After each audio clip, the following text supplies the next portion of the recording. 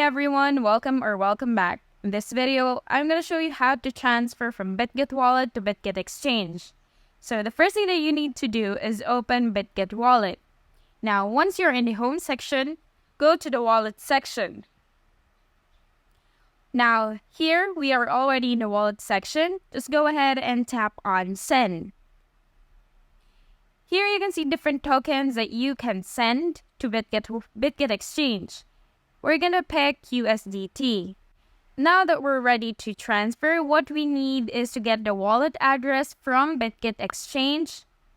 So we're going to go to Bitget exchange first.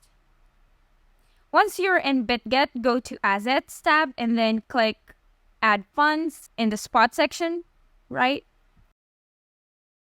And then click on Deposit Crypto.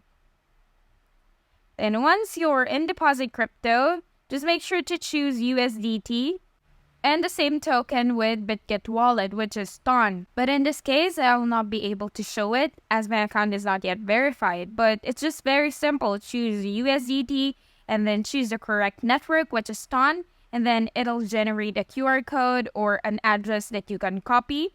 And then that's what you're going to paste to Bitget wallet.